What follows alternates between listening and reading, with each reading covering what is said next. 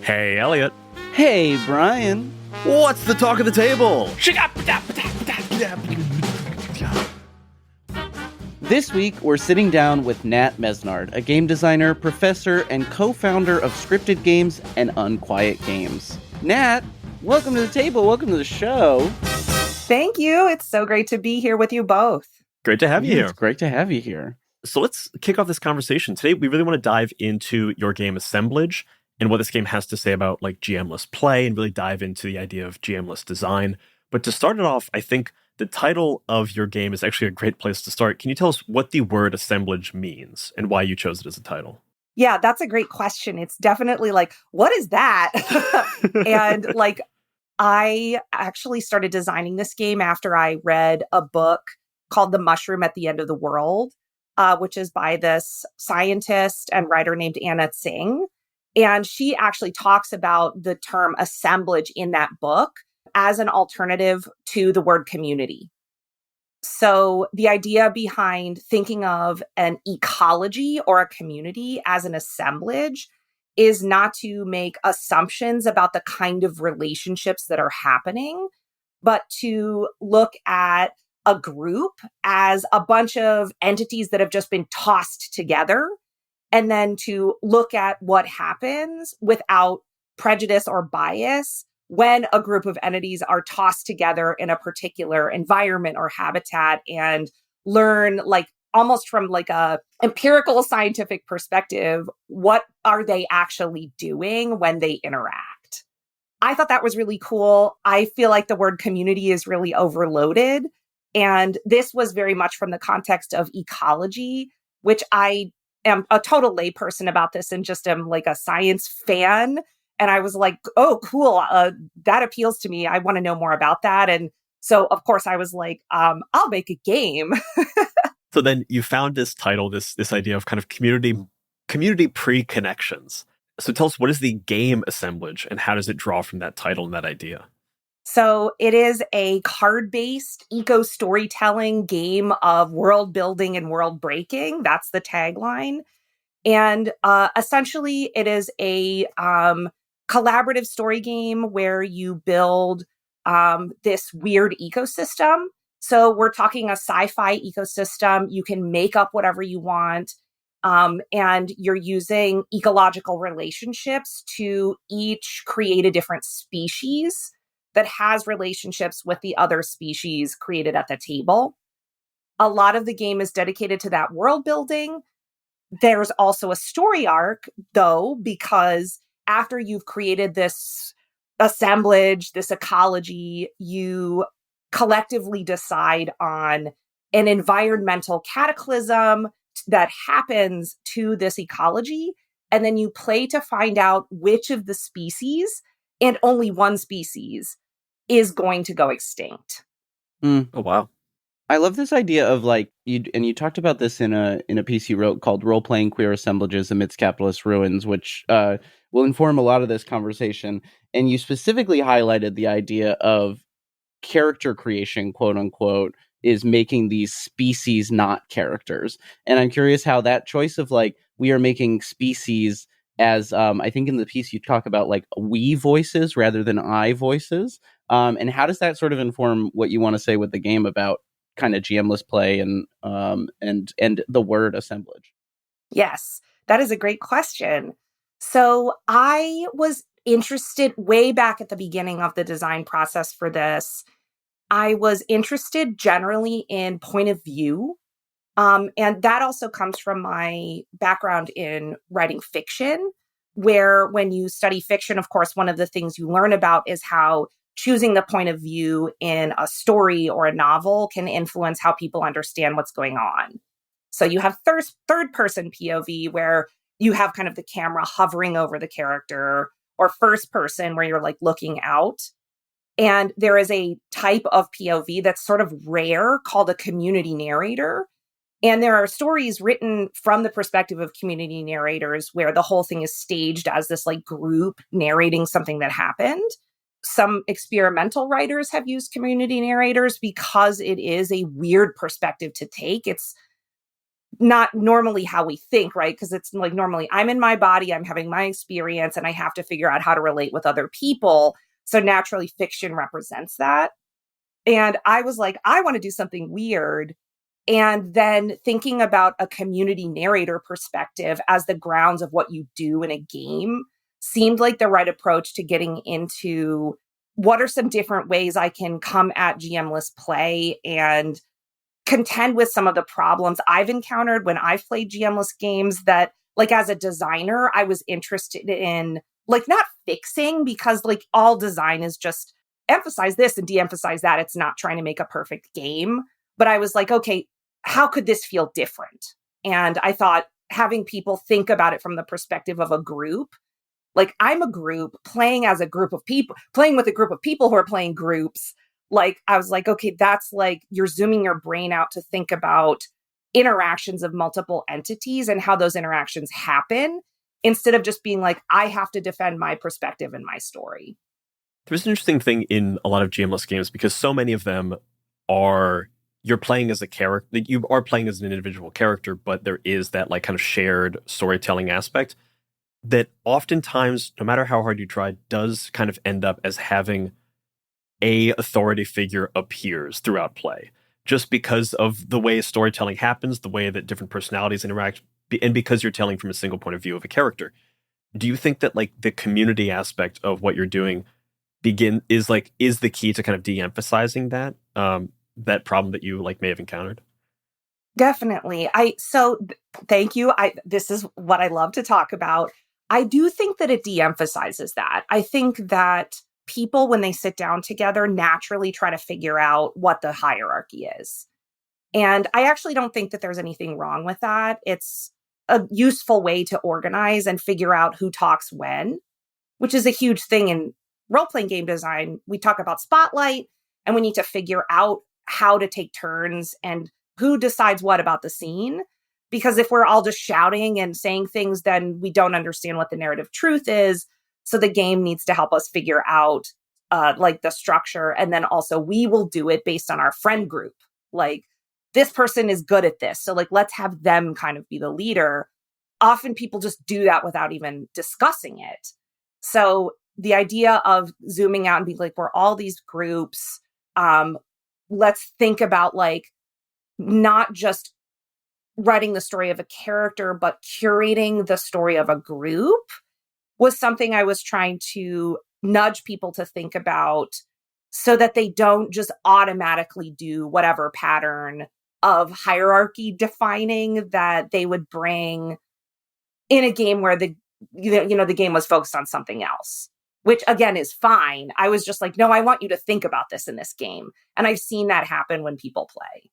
Yeah, there was an interesting bit again in this piece you talked about where it was like, it seems like that de facto GM that emerges often was the person who controls the species that ends up going extinct, or you saw that in multiple instances. Can you talk a bit about like that pattern and what you think that says about the way this kind of de facto authority emerges? I've seen this. So, obviously I'm a games academic, and I've taught for 15 years in various capacities, taught game design for the last 9. And I've seen this dynamic play out in so many situations. I've seen it in classrooms. There is often a person in a group who is a natural leader. And there is a very satisfying story that a lot of people like really enjoy playing out in a fictional context. But then sometimes I see it in like group environments, or I used to teach in a creative writing camp, and there was a sort of competition format that creative writing camp did. And I would also see this play out in that, which is a game where whoever was the leader somehow needed to there needed to be a little revolution, basically. And people love that. It's so satisfying to have that experience, because often the person that's the leader is actually excited to create a good story. And that's why they're taking leadership. They're not trying to boss people around. They're just like, I want the story to be good. And then people will sort of like energetically propose, like, what if you died, And then that person will be like, that's such a good idea for a story, And so like people will craft this like subtle arc of revolution where it's like the the dictator falls. Mhm. And I've been the dictator in a lot of games because I am one of those people who's like, I love having a good story and I don't want this to disintegrate into nothing. So when people are like, what if you were a dictator that like fell to the will of the people? I'm like, let's go. I'm going to play that out. So like that is kind of what happens in this. Because there is this like designation you do at the beginning of the game where one person is defined as a role called the keystone species. And that person kind of gets to start the game. It's like the first player token. And that person typically is the person that is the power broker in the group. So then that person's given a little bit extra narrative control. And at the end, there's an opportunity to mirror that by saying like, okay, someone needs to take narrative control and be responsible for narrating this really upsetting extinction event. And then often that person will be like, oh, I'm so ready to do this. This is exactly what I wanted out of this game. So I think before we get much farther along, I want to poke at some of the actual gameplay moments of this game for people who maybe haven't had a chance to play it or had a chance to read it over. So you're starting with this world building section. Character creation is this species creation, but there's world building beyond that. And like, for clarity, is this a world that looks like Earth? Are we making like normal style animals? What does this kind of world building and species creation look like? So typically it's not Earth. You get to draw habitat cards at the beginning to frame out the big picture of where the ecosystem is. And those cards nudge in the direction of sci-fi. So some of them sound a little bit more like Terran, but we have stuff like Brain Forest, which is like a psychic landscape. One of the ones that's consistently a favorite of people is called Belly of a Titan, which is like we're living in a gigantic organism and everything's weird and biological.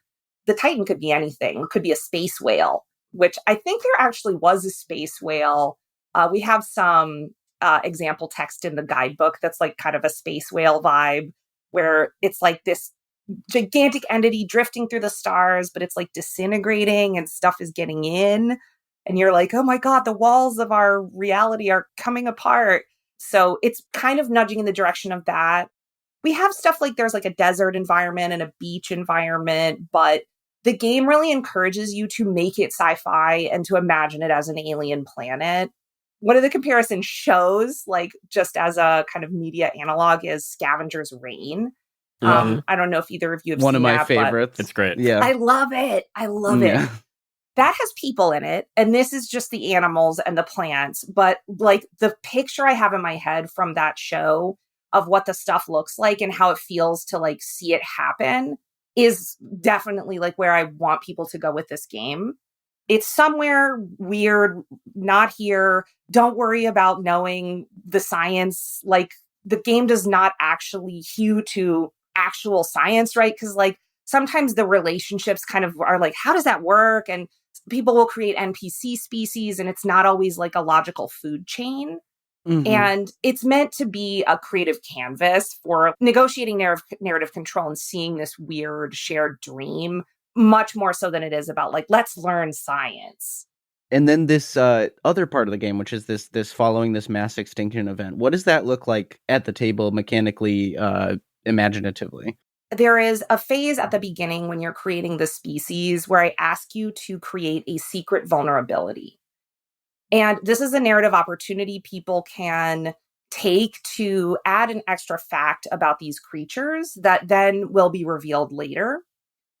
And what happens when the mass extinction event occurs is there's some cataclysm that is defined by the group, prompted by cards.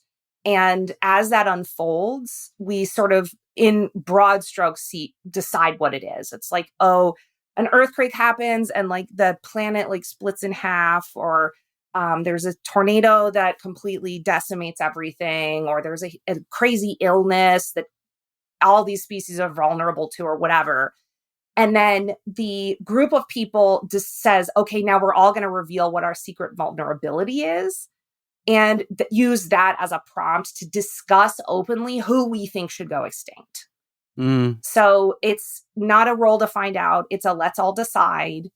And what generally happens with the reveal of the secret vulnerability and the narrative grounds of what the cataclysm is, everyone knows. So it's like, yep, it's this person.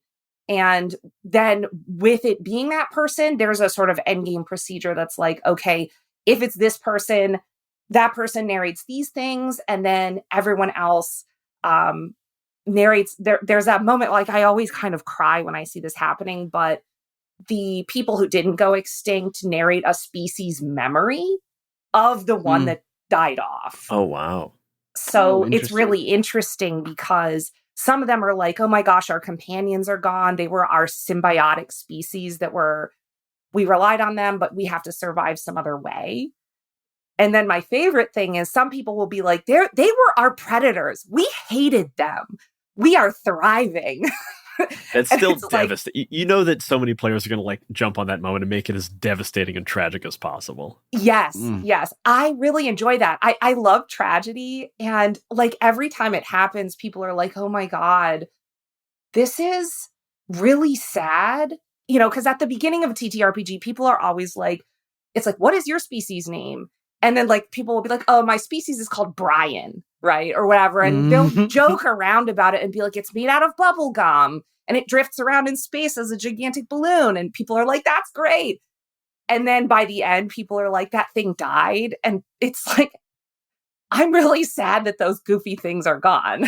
I talk about this so I used to do a podcast called Cannon Fodder. And the idea of it was we'd spin a wheel and you'd like pick a thing in a world to like build out a world piece by piece. And it was a bunch of comedians coming on the show. And every single time it'd be like, okay, what's the money look like in this world? And they'd be like, it's dirt. And I'm like, great. Okay, let's dive into that. And so at the start, they'll make some kind of like poop joke because they're comedians. So they want the easy laugh. But by the end of like a 45-minute thing, they've now been like, okay, but it's like really serious how like the poop economy in this world is crazy because what does it mean that you can create your own money? What does that mean for inflation? How is food being controlled? All this, and all of a sudden, like once you honor that first crazy idea and just kind of dig into it, people get really invested because they've created that element of the world. Yes. That's a thing about GMless play that's so interesting to me is I think there can be a temptation to be like, I have this picture in my head of how this is supposed to go.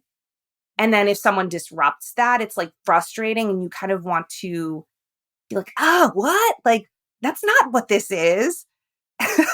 And if you can set it up so it's like we are honoring each other's ideas, even if it's stupid, and then we're going to go somewhere with that and look back on the fact that we did that as the source of why we can feel tragedy now. Mm-hmm. My experience of that has been to grow myself in being able to accept other people's ridiculous things and just work with it because I've gotten to have that payoff, of course, as the designer a million times. Yeah. It feels like the kind of, moment you have in life of like when like you lose someone and like when you're having a memory, like you're talking about that person to someone and you're like, and they would always make that stupid fucking joke and you're like laughing and crying at the same time. And it's like, yeah, you're remembering what made that person goofy, but it's like deeply sad. Yes. Is kind of that tension. So I want to zoom back out a little bit from the game. And one of the things you talked about in the design process of this game is that you ran a lot of GMless games and we talked about this emergent authority as a potential problem or pattern of GMless play. Were there other patterns that you saw emerge from GMless play that like you either wanted to, emphasize, de-emphasize when you set about designing Assemblage? Yeah, that's a great question. So I had a really interesting conversation. I was doing a presentation about this game at the NYU Game Center. And in that presentation, Naomi Clark asked me how I felt in the design of this game and GMless design generally about conflict in GMless TTRPGs. Because the thing that makes GMless design so challenging is that it's not adversarial in the same way that a GM'd game is, where with the GM sitting there, it's like, that's the antagonist. And we have an adversarial relationship between the antagonist and the group of players who are the protagonists. And it's intentionally the thing that those two entities, the group and the GM, want is in conflict. And that's a really useful setup because it creates narrative tension. So naturally, like if you go to like this kind of classics of what fiction does, tension creates story. Conflict creates story. So we need tension in order for there to feel like there's a plot and something's happening and we're trying to do something, but we're being resisted. And in GMless games, one of the reasons why it can sometimes feel like it's disintegrating or confusing about how to proceed, especially for folks who are less resourced with an education in writing fiction, is it's like, okay, who's the antagonist? Like, what am I in conflict with? How do I create conflict and narrative tension? And Naomi Clark was like, how do you feel about that? Like, do you feel responsible for creating conflict in this game? Is conflict something that's just not part of the world of this game? And I was like, damn, yeah, that's a really good question. We have GMless games that solve this in different kinds of ways, where sometimes there's an automaton and that's the antagonist and you're all kind of allied against whatever this thing is. And the game designer has created like a robot that you're pressing against. And then in Belonging Outside Belonging games, which is the sort of umbrella definition for Avery Alder's system designed for Dream Askew, and then also with Ben Rosenbaum for Dream Apart, there is a kind of thing where we can trade off GM roles. So it's like if I'm playing as a protagonist against an element of the environment, then that element is someone else for that scene. And then I'm in antagonism with that person for that scene. And I think that comes up in all GMless games in various ways. Like how do we create narrative tension? How do we decide who's the antagonist? And in this specific game, when I was thinking about that, I was like, okay, I'm a weirdo, and I think it would be interesting to have conflicts that people have outside of the game be a part of how tension feels like it's arising when people play inside of the game. And that's why I ended up saying, in the article I wrote about this game and generally with the design, I'm interested in really explicitly poking at people's power dynamics because I feel like power dynamics cause conflict for people not in their game personas, but in their real lives. Like this person always takes over our game and that's irritating. And I wanted to see how I could create like a porous entry point for some of the like external conflicts to show up when people are interacting in the game world. And I don't know if it's totally successful at doing that, but I have seen moments where I felt like it was. And I'm still interested in exploring other ways of creating conflict in GMless games. So I feel like now that I've done this, I'm like, what are some other ways of generating that tension that are also outside of the box? What is doing that sort of translation work in the mechanics? You said you kind of creating this porous situation for bringing real world conflict around power dynamic. What sort of mechanically do you feel like emphasizes bringing that real world dynamic in? Yeah. So again, sort of like looping back to the idea of designating one person as the keystone species. Mm-hmm. Doing that is a really interesting thing because I feel like typically what people do when they sit down to play a game is they're like, this needs to be fair.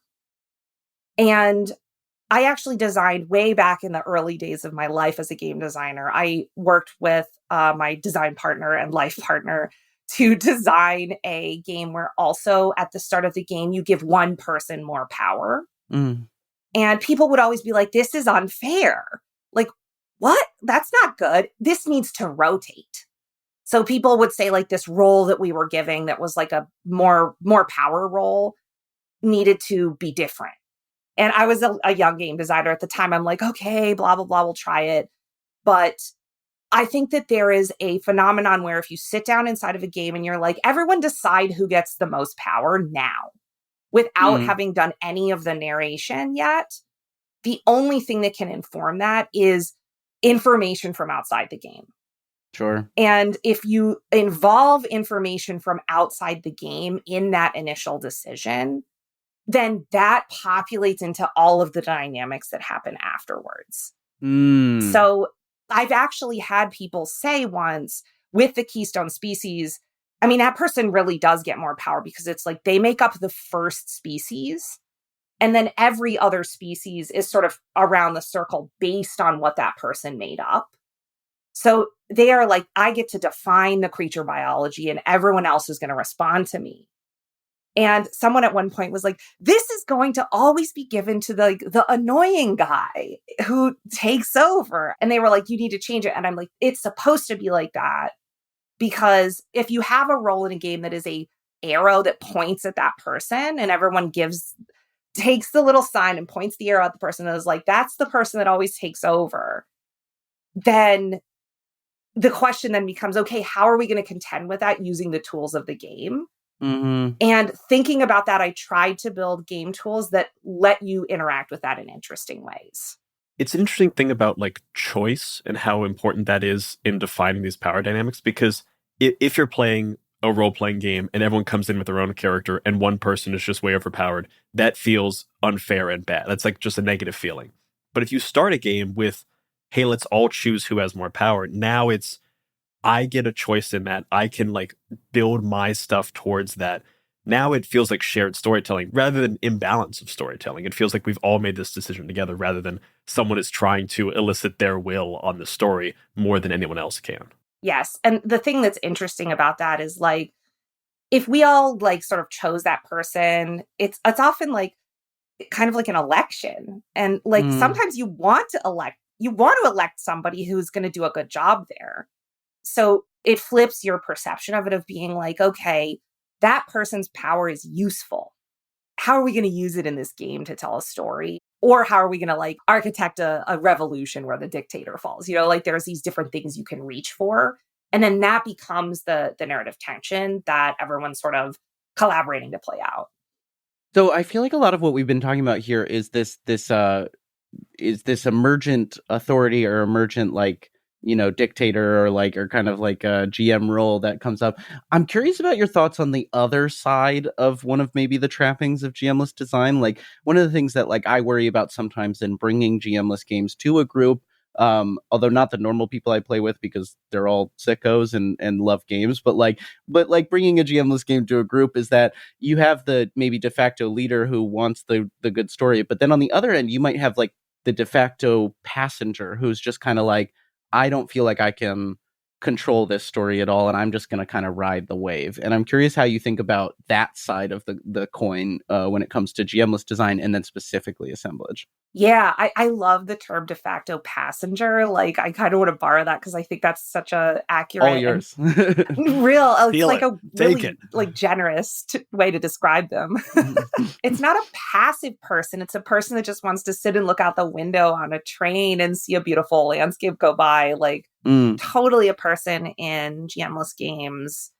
And what I think about with those folks is I think typically people in that role are really, they love stories. They're playing the game because they like to play and they like to hear a good story and they want to be a part of it. They want to participate in some way. Otherwise, they would have said they didn't want to play. So it's like, that's why they're there. But then the reason they're along for the ride instead of like directing the train, in my view, is because they are under-resourced in knowing what levers they can pull. And so if you don't know how to, like, what can I do is a question. And if you don't know the answer to that question, it's normal human behavior to just sort of watch to try to figure that out. And I actually think folks like that are actually being intelligent and doing what is a very pro-social behavior, which is to try to understand what the levers are that one could pull in the game by listening and watching and being more passive as the like more skilled people are like pulling the levers to do all this story stuff.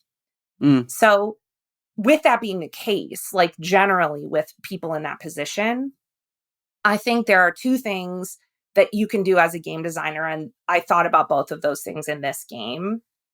One is to create very explicit levers. D&D is actually an example of a game that has like no explicit levers.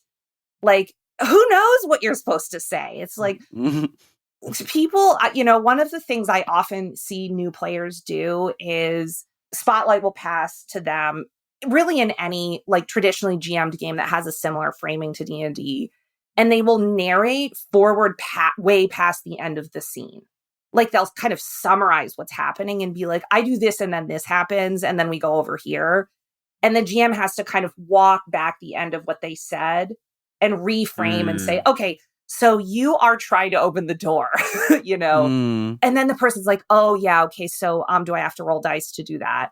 And then what's going on there is actually that it's less about like, I didn't understand the rules. Cause like, I don't understand the rules of D&D. Like I only played indie TTRPGs. I don't know what I'm supposed to roll. I'm like, how many modifiers, blah, blah, blah, blah. But the reason I don't feel worried about that is because I can really intuit how much to narrate and how much level of zoom we're on when someone gives me the spotlight.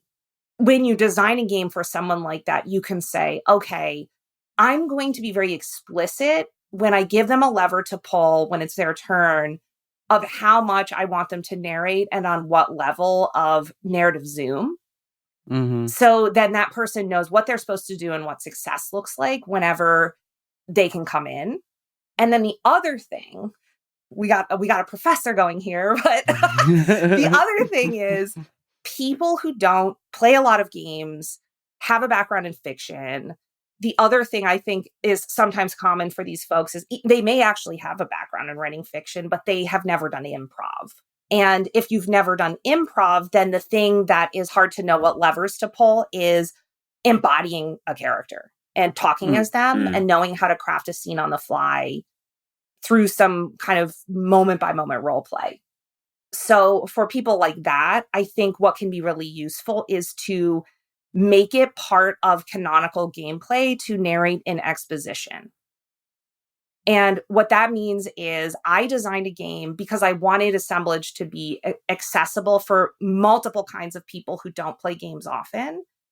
This is a very expository game. It is not a game that tries to get you to role play. So I love Microscope, and I took a lot of inspiration from Microscope in designing this. But like Microscope, it tries to go down and down until you hit a scene. And I've played Microscope with so many people where then we get into the scene and people are just like, what do we do now? Why? And it's really hard. And in this, I was like, I'm just going to cut that because that moment, I think, makes people feel dumb. And I was like, nope, let's just let people do everything in exposition. What is a story that could be told entirely in exposition and still be satisfying? I had that same experience. I've only played Microscope one time, and I played it at like a New Year's party or something. And it was like a bunch of people around, and a group of us were playing this game. And the momentum of the conversation, the momentum of play was like very, very fast until we got down to one of those zoomed in moments. And then it was a combination of people who did and didn't role play. And there was just like, I say this phrase too much on this show, in other words, a hitch in the giddy up, where it just like, it stopped us just a little bit in our tracks where we were having a ton of fun. And then we get to this point that is a little bit less accessible. And I love the phrase that you used of under-resourced and people not getting into play until they find the levers they can pull. Because I feel like on this show, we talk so much about like onboarding new players, and like I always use the phrase like activation energy. Like you've got to get past a certain point before the game really flows. And I've never really thought about it in terms of a player not having enough information to make a choice. The reason they're not participating, the reason it is difficult is because the game hasn't given them enough yet that they feel confident they can make a choice. I don't necessarily have a question. I just really love that framing of it. That's like, it's a specificity of a thing that I've been trying to elocute for a long time that I think I hadn't found until you said it with the phrase under-resourced. It's the talk of the table.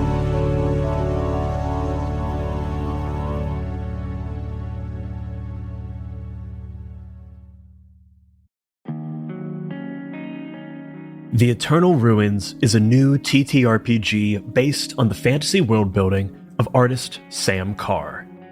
The Eternal Ruins are a vast and endless collection of corridors, chasms, towers, and gardens.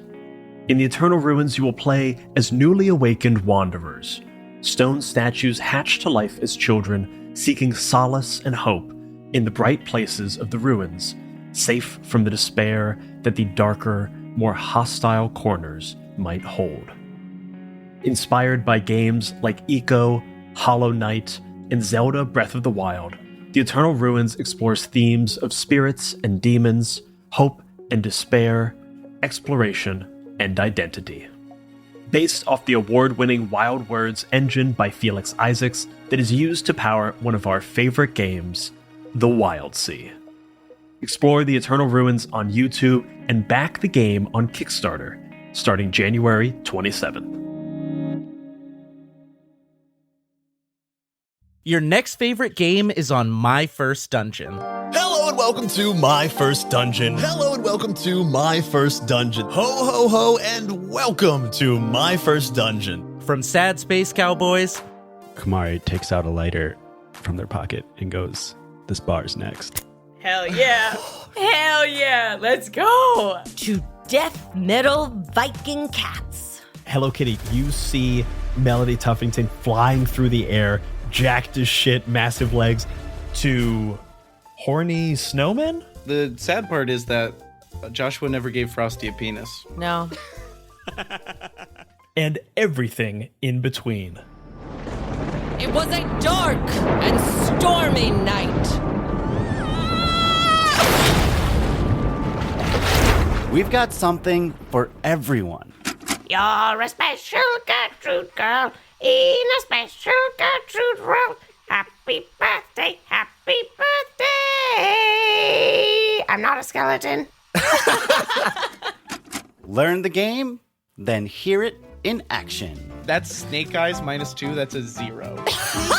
Snake Eyes, that means that we have our very first plot twist. Anytime somebody rolls doubles, we get a plot twist. So grab some headphones. And get lost in a story with us. I'll be honest, I don't know all the rules of it. We'll kind of figure that out as we go. But do you want to just play? I've got some great stories to tell you. And remember, If you're having fun, you're already doing it right. Oh, fuck.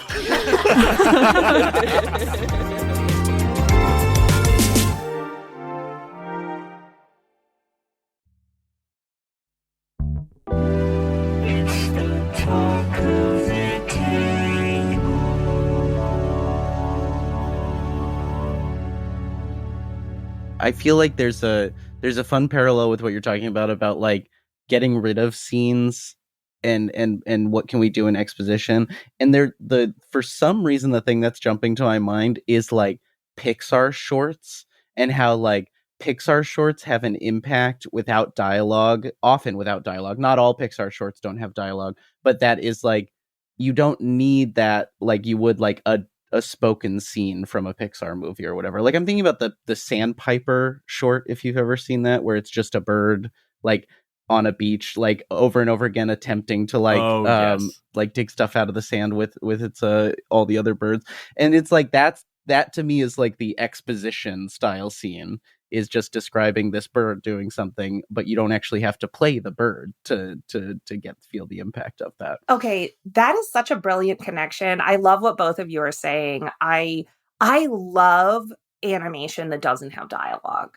The most recent one that I watched was Robot Dreams. I've been to watch that. I want to watch that too. You should watch it because it is similar to this game in the fact that like all this stuff happens and you're like, oh my God, I'm crying. Like, just watch it. Like, that's all I'll say. But I mean, it's like this robot and this dog are like best friends and it's like New York City in the 90s and stuff. And it's like so cool. They never talk. And there's another one that has been a favorite of mine for years called Triplets of Belleville. Sure. I'm not familiar. It's really good. It's worth watching. It's a brilliant animation. The music's amazing.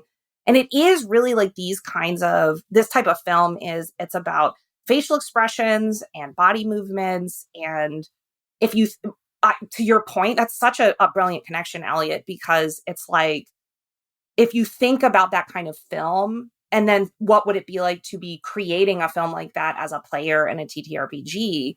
It is like describing a character doing something. And then like what you're doing in that moment is you're really thinking, what are the physical movements it's making? How is this creature looking at the other entity in the scene? What's around it? Why is this important? And then answering that stuff. And then with no dialogue, we're all trying to see that happening and make it exciting.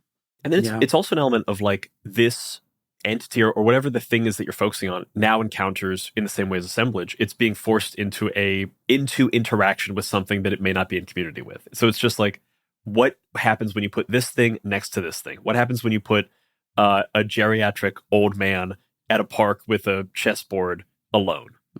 Like all of a sudden then you see like, okay, let's play on that. What does that lead to? What weird thing can we add? And how do these things interact? Oh man, I love connections. I love new connections in these conversations. I'm like, uh-oh, I found a metaphor I really like, and I'm gonna latch onto it. Vibes, I know. Now I'm like, I need to write another essay, and of course, the other thing is just design another game. Right. That's always the thing.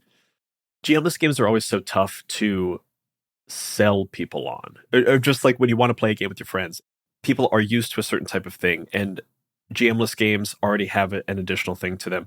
And then GMless games that are more in the world building camp have an additional level of like activation energy, or as you were saying, like people are under resourced. They don't know what the levers are there. I did the thing that I always do if I start a sentence. Connection. Okay, there we go. Sometimes you start a sentence and you think like, I'm going to get there in the end. And sometimes you rely on your co-host. Vibes. And I think what you're saying, Brian, is exactly where I want to carry this next, because there's a small bit in this piece you wrote where you talk about, and I'll quote you, I found myself simultaneously transforming Assemblage from game idea to market object. And I am a person who cares a lot about product design in game design. And I think that product design and game design are more tied than people, sometimes want to talk about.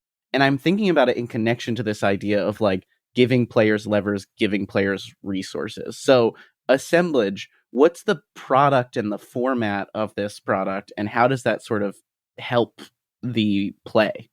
Yep, that is a great question. So, and again, connecting with the idea of like, if people are under-resourced and we want to get in there and tinker with the power balance, then part of what you're doing is trying to resource those people. And in doing product design and thinking about this game, I too love product design. I completely agree with you about that. It really does matter. And it's not about capitalism. It's about it's about embodiment.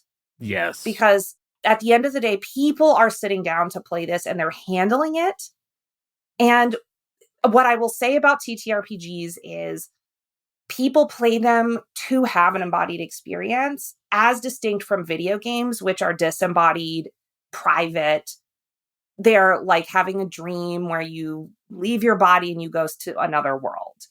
But TTRPGs are like, I want to embody into this story with my friends. I want to feel the vibe. I want to be next to somebody. I can feel the warmth of their skin as I'm describing them, this species dying, and they're sobbing or whatever. Like, that's what we want.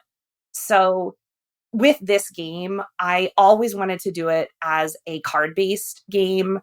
And, there's been some stuff recently about like card-based TTRPGs are having their moment. And like, oh my gosh, like people are trying to hybridize across into the board game space. And that's the like capitalist side to making a boxed card-based TTRPG. And like, I'm aware of that. But the thing that I will say about designing a TTRPG with cards is that cards are rules documents. So what you can do when you have cards is you can redistribute the rule book so everyone can handle it and look at it at the same time. So thinking about the under-resourced player, the thing I wanted to disrupt by designing a card-based game is the person that has the rule book. Oh, that's interesting. Now, this does have a guidebook. It looks like a board game guidebook. So it's staple-bound, small little booklet that basically just gives the overview of steps. So it's like step 1, do this, step 2, do this. And for me, I felt like a guidebook was important because activation energy, right? Like people will play a board game because they know there's a thing in there that's going to be like, do this, then do this, then do this. so I kept that and was like, someone will want to be picking up the guidebook and telling everyone what to do. That's needed. We'll put that in there. But then anything that pertains to creativity and trying to figure out what to say next, all of that is on the cards. And that was like a big design goal for me. So then naturally creating it and making it into a finished game, I thought about what goes on the cards, what do they look like, and then getting a linen finish on the cards because Hey, I love a linen finish. Gotta get a linen finish. As someone who used to work professionally as a magician, when I pick up plastic cards, I get so sick to my stomach. I'm like, don't do it. Don't do it. These are trash. You can't shuffle them. They're bad. Invest. Yes. Yeah. Yeah. I was like, we want that like organic, like tactile feel, like, Yeah. There's a story from just a couple of days ago that I want to share because I think it kind of fits in this idea of like product design and its importance, not just in a capitalist sense, but in a way of being able to help players access a game. Because that's what you want to do. You want people to open your game, look at it, and get how to play a little bit easier. And I was at a friend's house. We'd all brought a bunch of games. Everyone brought like a bunch of different games. And one of my buddies pulled out a game, opened it up, and inside were a bunch of tiles, but they weren't organized. It was like a bunch of word tiles, and it was just in a big jumble. And he goes, oh, right. They didn't put enough bags in the box, so I couldn't sort these things. Mm. And so everyone looked at this pile of pieces that were unorganized in a box, and we said, do we really want to play this one? Damn. And Damn. because they didn't put enough bags in the box, the tiles weren't sorted, which means the first impression we had of the game was, wow, this is kind of a lot. And it like we did end up playing, but there was a moment there where we were like, do we really want to deal with all of this? And that's the thing you need. You need to be able to like allow people to get into the game. That is not like there is a bad bent to it, but also like you're designing the thing from tip to tail so that at every opportunity, you're making it as easy as possible for someone to play. If that is your goal, that is admirable and a thing you should be doing. I like it when people take their stuff seriously from tip to tail. That's what tells me you actually care about the design. And design does not stop at the water's edge. It does not stop at I've written the text. That is the first of many steps. And if you don't follow through, you are making it harder and harder for your game to be received by the players. And that's ultimately the goal, or at least it should be the goal. Just on that, there was a really interesting moment I had last year, or just within this year. I went to QGCon, which was in Montreal at the Queerness in Games conference, and Avery Alder was the keynote speaker. Nice. And it was so great. And she was talking about like two like kind of things that seem like opposites in design, but then are actually like coherent together. One was like, don't write a document before you do a bunch of playtesting. Like just throw it on the table and see what people do. Just tell people what the game is and then play storming, like just do it.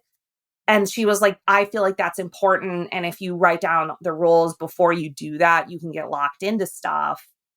But then the other thing she said was, she was like, I give you permission to edit the game in layout. And everyone was just like, what? No. And the reason she said that is because she was like, the layout is the game. Yeah. You can make small edits. Don't go crazy. Nah, I'm with you. Yeah. I love it. But I mean, Avery she always talks about how the character sheet is the game in a lot of games. It's not just like it's not a worksheet. It's not a notes. The game experience is that piece of paper.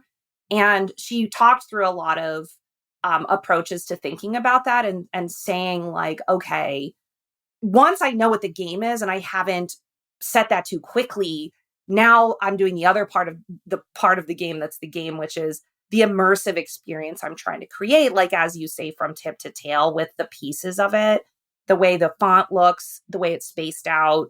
That is part of the immersion. Absolutely. Wow. Well, I loathe to transition to the next question I have but I want to make sure you have an opportunity to do it. But we've had this really beautiful conversation about GMless design and product design and all this.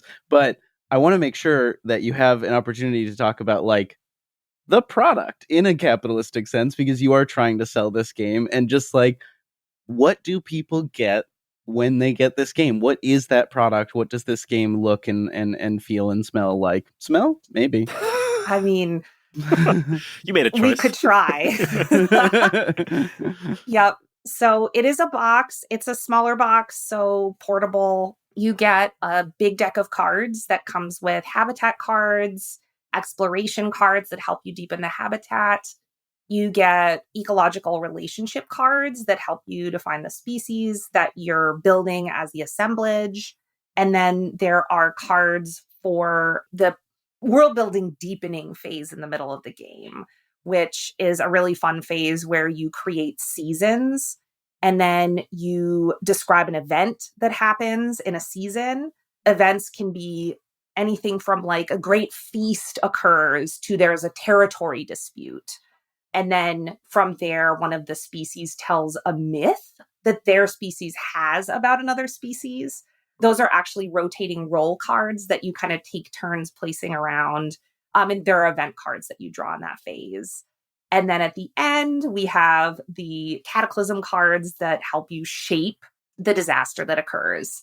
So it's a big kind of really like beautiful deck of cards where the like backs of the cards are like colored differently to kind of take you through the progression of the game, which I love that our artist did that, or our layout artist.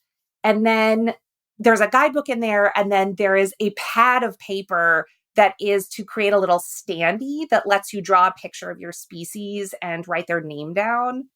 And that was my flourish in putting that in there because we had always used index cards for that in every playtest I ran. And I have a thing, I almost put pencils in it because I was like, everything should be in there.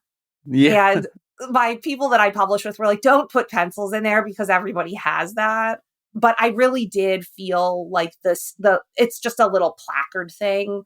Because you use that piece of paper to write down your species vulnerability, I was like, this has to be in here. So it's this nice little pad. You rip it off, fold it in half, and it gives you a little space to create a representation of your creatures. And then we have a beautiful guidebook, including at the end of the guidebook, there is a final procedure to do to close the game that involves recording the name of the assemblage, which that's the final thing you discover together. And there's actually space in the guidebook to commit that name to history. So there's space in the guidebook for your group to do that and then to see what the other assemblage names were from past playthroughs. So it's a tiny little bit of a legacy thing of like, cool. Ooh, there's a tiny connection with the other histories that this game caused. It's Cars guidebook and a placard pad, and you too can get it for the low price of $30. I do also just want to call out, you also have a really great virtual tabletop option. Yeah. Can you tell us a little bit about that? Because I clicked on that when we were preparing for this interview and I was like, ooh, this is great. This is so convenient. I know. Yeah. So it's Assemblage is on screentop.gg, which is like an open source version of Tabletop Simulator that you can play in a browser. I created this early on for playtesting with some folks we were collaborating with. Which I can also talk about the shared reward from our crowdfunding campaign for this that I've been working on with a collaborator. But we created a Screentop instance so we could play digitally with folks. And I decided, just as a matter of like artistic integrity and wanting access and just generally like making it so more people could play, to open source the full game on screentop.gg. So the current instance of it does have the final card art and the final guidebook with modifications to the guidebook to help you play it on screentop.gg specifically using the components I made for that digital tabletop. But that's definitely available to anyone listening to this.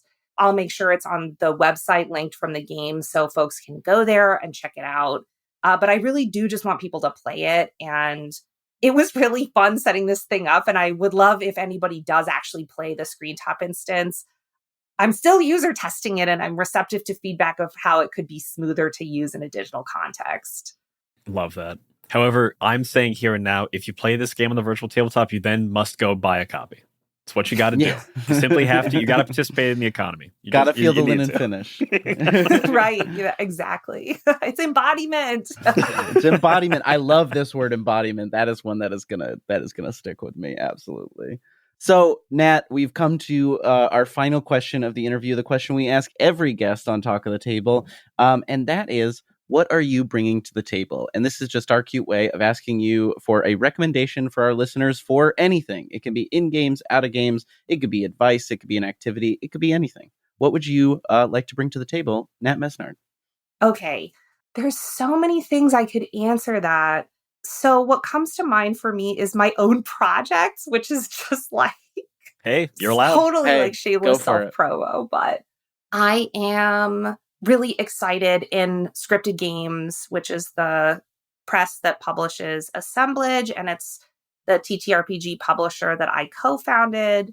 And this is actually what I bring to the table as a designer and a creative person as well, which is that I do a lot of creative writing stuff. I've taught creative writing, published fiction, poetry, and I just love that world. And I really like game design that gets people who do creative writing to also engage with games. Part of that is just that I want to read really good stories, and I also want to participate in good stories. And I've learned that if you can get people who are good storytellers to come and make games, and the games are amazing. It's just that sometimes they're a little bit nervous about it because they're like, math, what?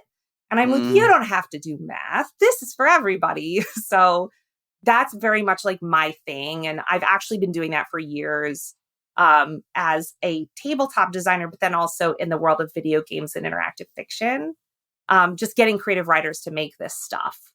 So we are working on an anthology at Scryptid Games that we're going to be crowdfunding in 2026. And the idea with this anthology is it's called Tales from the Cryptids. And the idea with this one is to create an anthology of games, fiction, and uncanny ephemera. So it's a kind of multi-genre anthology that juxtaposes games with related fiction and other multimedia art making. We're going to get some poetry in there, and we'd like photographers to submit because, I mean, it's cryptids. So I'm really excited about that. Cool. I just love the idea of like multimedia resonances, like the thing we were saying about the silent Pixar. Like when things connect like that, that is what I love.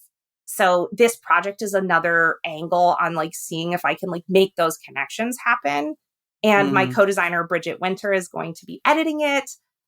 We're also going to be creating an open submissions call. So once we finish the crowdfunding and we know what our project budget is, we're going to invite game designers and creative writers to submit work.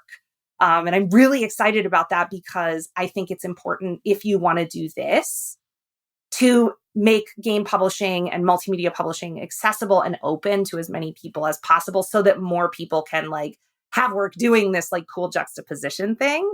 So all of that is stuff I'm working on probably like in the next 6 months or so. And I'm definitely going to be bringing some cryptid joy to the table as soon as we kind of finish the release season for Assemblage. Love that. So keep an eye out for that submissions. We'll put those links in the show notes. Thank you so much, Nat, for coming to the table. Do you want to let people know where they can find you online if they're looking for you, and also where they can find Assemblages? Absolutely, yes. So I'm Nat Mesnard, and my personal website is natmesnard.com.